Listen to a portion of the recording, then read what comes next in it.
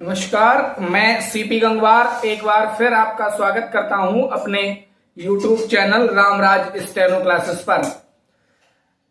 आपको रामधारी गुप्ता खंड बन के लगातार डिक्टेशन दे रहा हूं, जिसमें आज प्रतिलेखन संख्या 24 है। तो इस डिक्टेशन को लिखने के लिए तैयार हो जाइए। एक्चुअल डिक्टेशन स्टार्ट होगा 5 सेकंड बाद। महोदय, यह मानना कि उनको रोका नहीं जा सकता गलत है।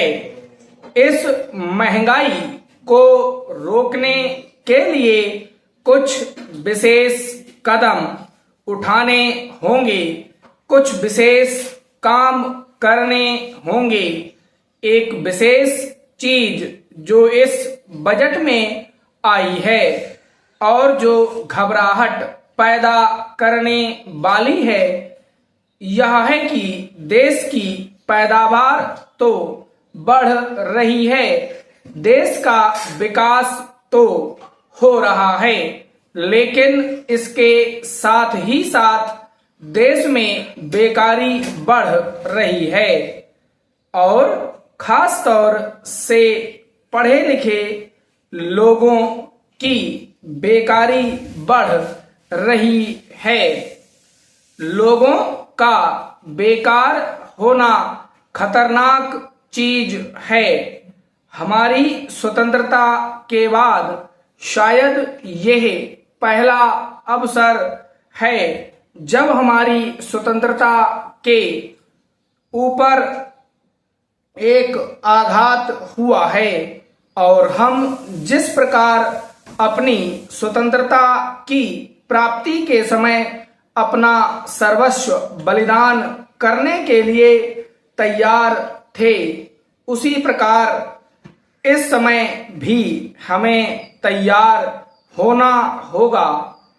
माननीय प्रधानमंत्री जी के मत से मैं सर्वथा सहमत हूं कि यह एक ऐसा अवसर है जिस अवसर पर कि इस देश की प्रतिनिधि संस्था जो यह लोकसभा है, उसे इस संबंध में अपनी स्पष्ट राय देनी है और उस राय को देने के बाद हमें उस राय के अनुसार सरकार जो भी कार्रवाई करे उसमें सरकार को पूरा सहयोग भी देना है।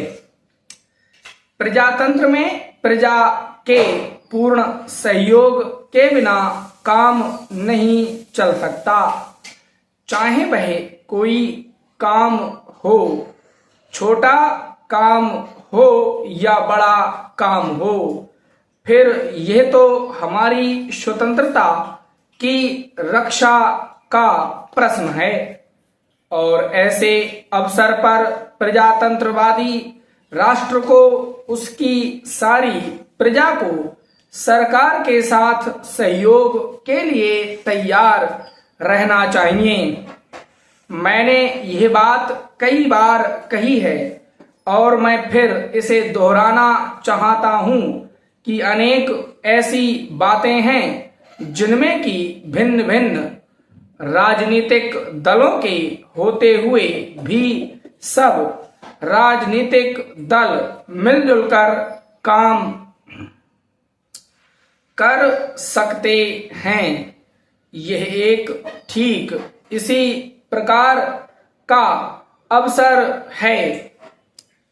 मैं अपने प्रधानमंत्री जी की वैदेशिक नीति का बड़ा भारी समर्थक रहा हूं और कल इस सदन में इस संबंध में जो बहस हुई उससे भी यह पूरा परिणाम निकाला जा सकता है कि जहां तक हमारी वैदेशिक नीति के सिद्धांतों का संबंध है, वहां तक इस सदन का कोई दल, इस सदन का कोई भी सदस्य उन सिद्धांतों के विरुद्ध नहीं है। कल मैंने बड़े ध्यान से अपने साम्यवादी दल के नेता का भाषण सुना।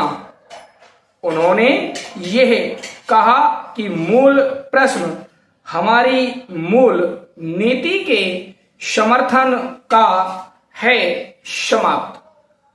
उम्मीद करता हूं डिक्टेशन आप सभी ने लिख लिया होगा।